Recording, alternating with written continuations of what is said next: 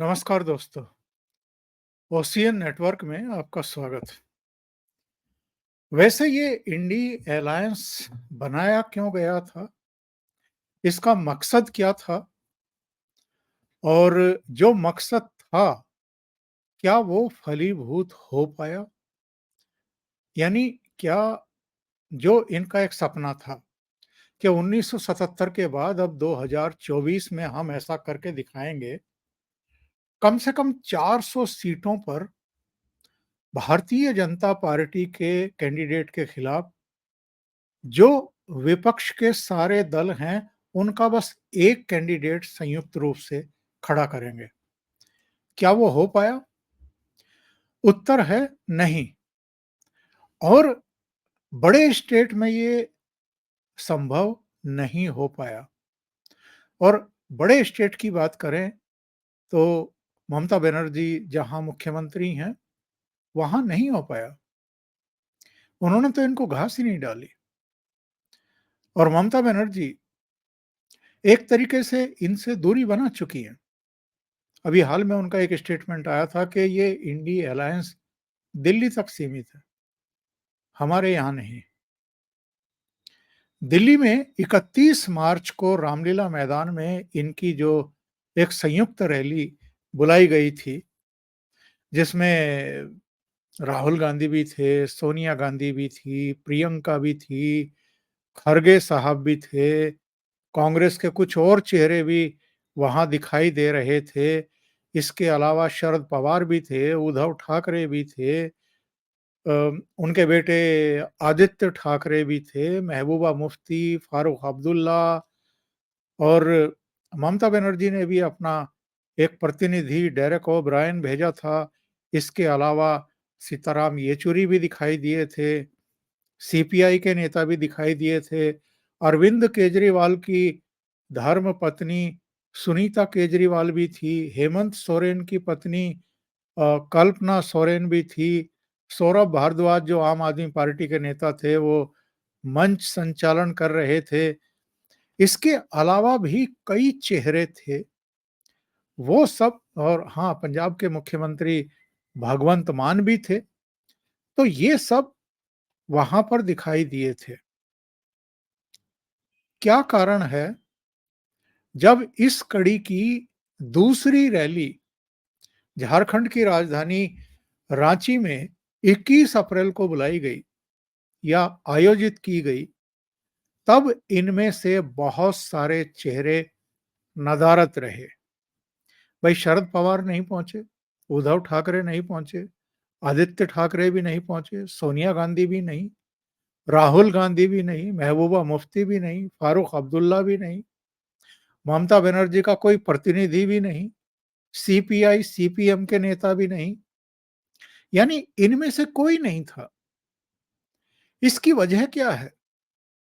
इसकी वजह ये है, जो शुरू में मैंने सवाल पूछा था कि ये इंडी अलायंस किस मकसद से बना था।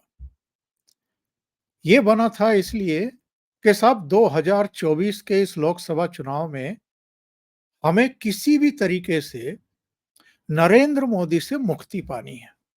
और नरेंद्र मोदी से मुक्ति क्यों पानी है?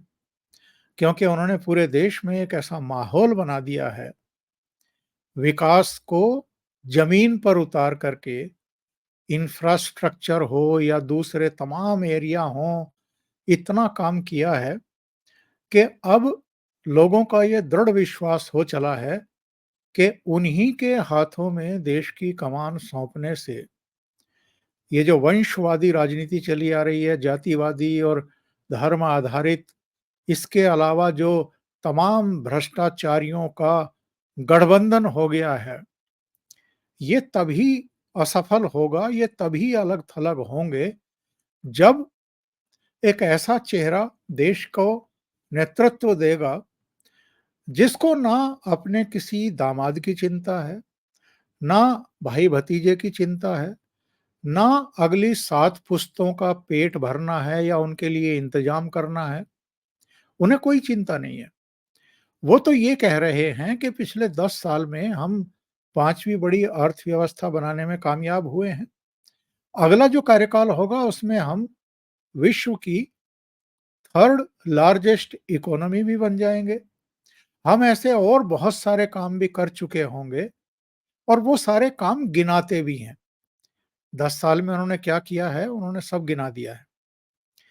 जिन चीज़ों का इस देश ये पता नहीं कब से इंतज़ार कर रहा था, अयोध्या में भव्य राम मंदिर का निर्माण भी हो गया है। वहाँ अब भक्त पहुँच भी रहे हैं, दर्शन भी कर रहे हैं रामलला का।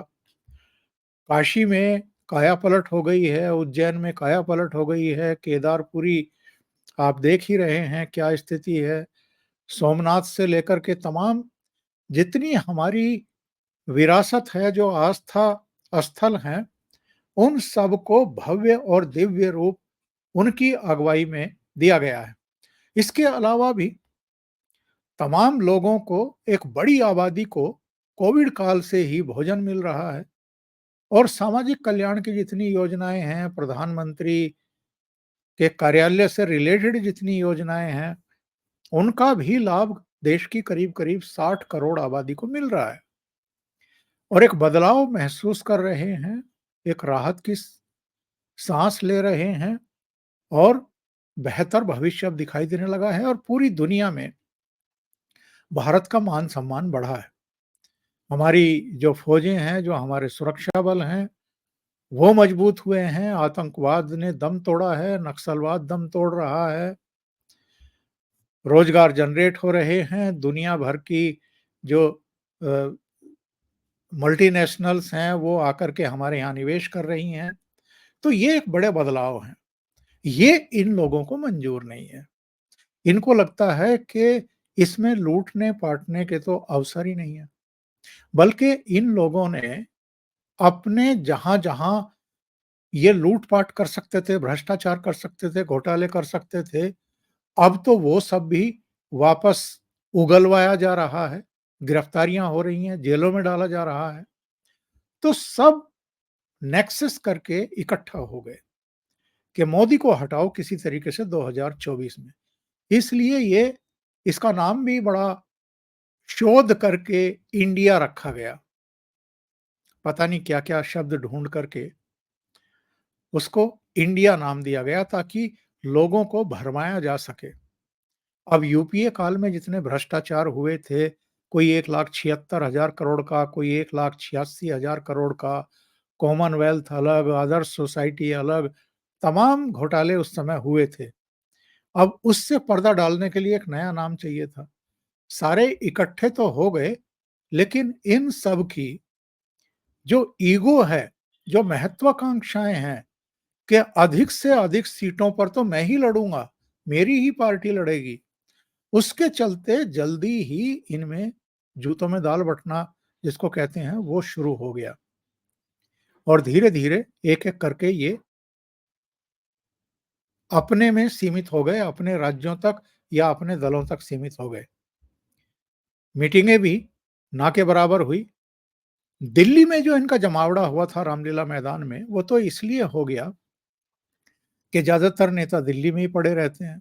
यहीं इनके पार्टी मुख्यालय है, यहीं नेशनल इंटरनेशनल मीडिया भी है।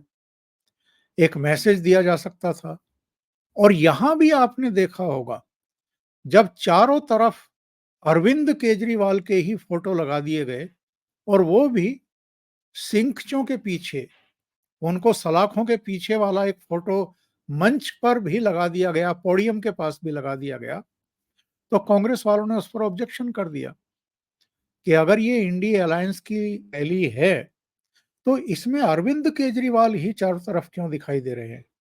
तो आम आदमी पार्टी वालों ने कहा कि साहब इस रैली को तो ऑर्गेनाइज ही हम कर रहे हैं, यानी पैसा भी हम खर्च करें, सारे इंतजाम भी हम करें, आप लोगों का स्वागत भी हम करें और हम अपने नेता का, जिनको अभी गिरफ्तार करके तिहाड़ भेज दिया गया, उनके हम फोटो भी ना लगाएं, यानी हम रोएं भी नहीं, रोते हुए दिखें भी नहीं, ये कैसे हो सकता है?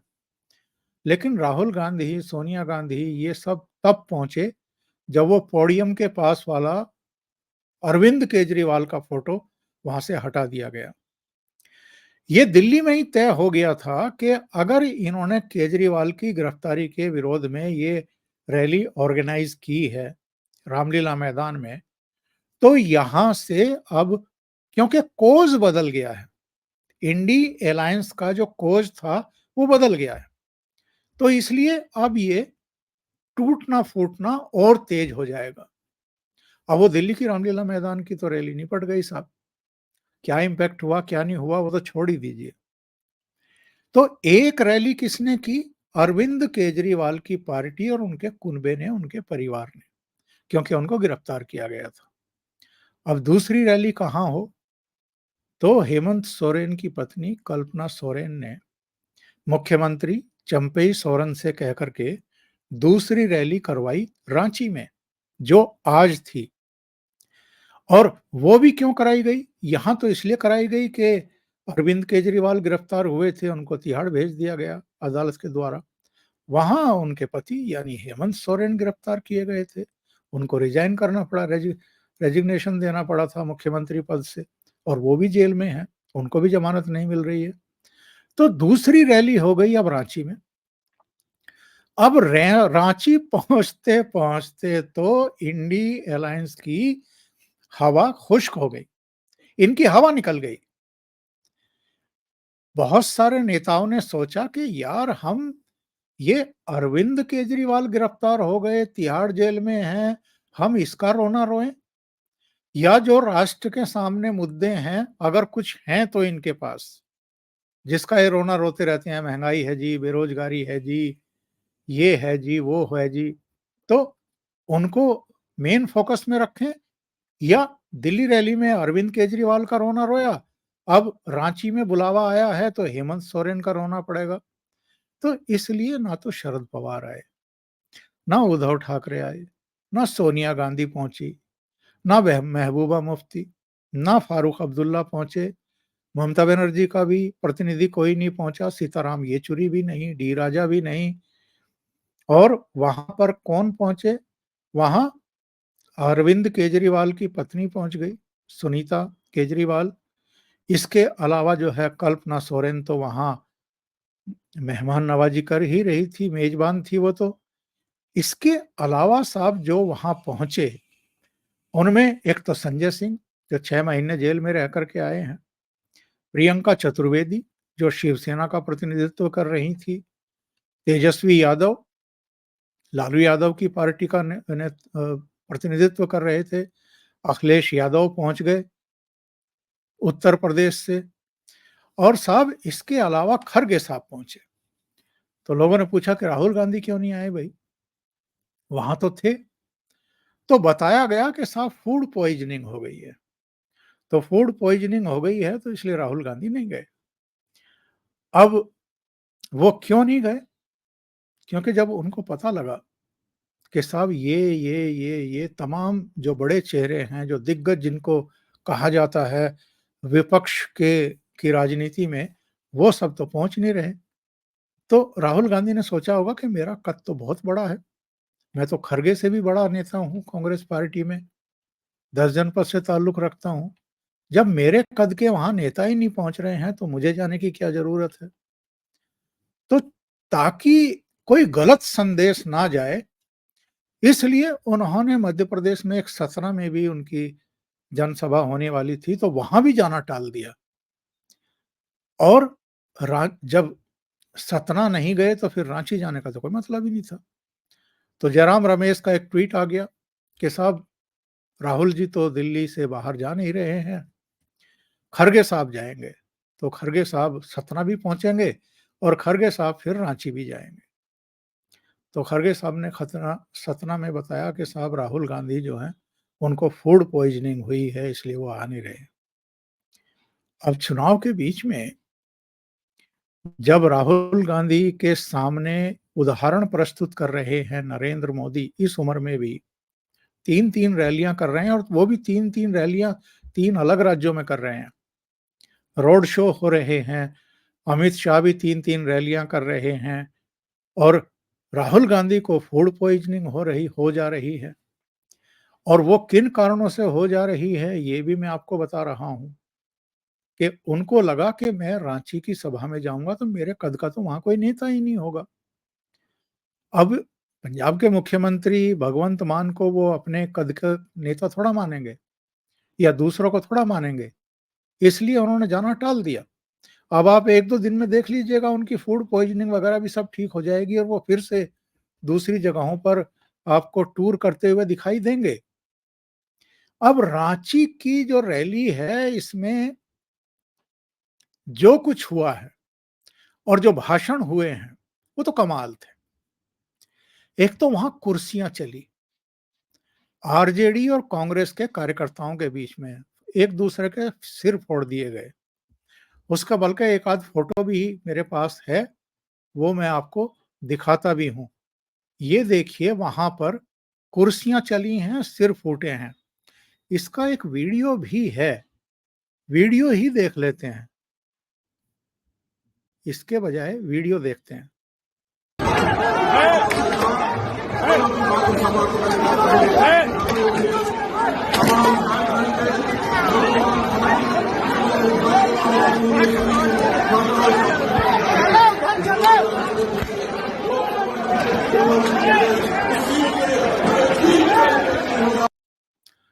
ये एक छोटी-सी क्लिप जो है वहाँ की आई है, जिसमें ये बताया गया है कि साहब आरजेडी और कांग्रेस वालों के बीच में कुछ सीट शेयरिंग को लेकर के तनाव चला आ रहा है। कोई होंगी या तो बिहार की होगी या झारखंड वगैरह की होगी और उसको लेकर के ये कुर्सियाँ चली जम करके। सिर फूटे हुए हैं, बाद में उनको अस्पताल वगैरह भी भेजा गया है।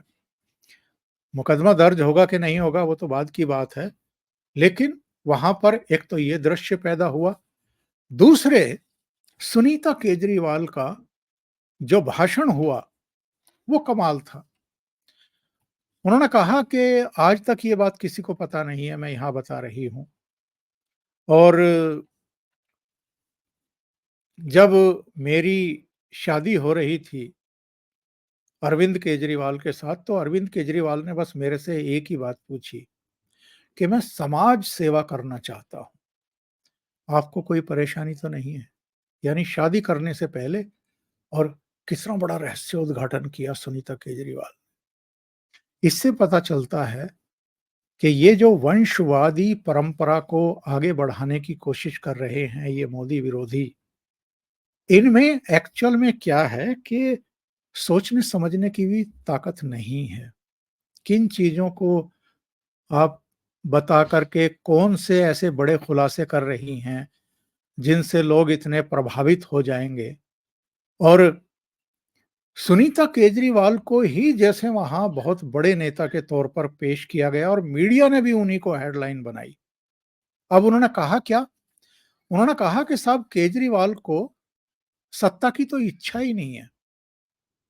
वो तो देश की सेवा करना चाहते हैं और देश को नंबर 1 बनाना चाहते हैं पूरी दुनिया में।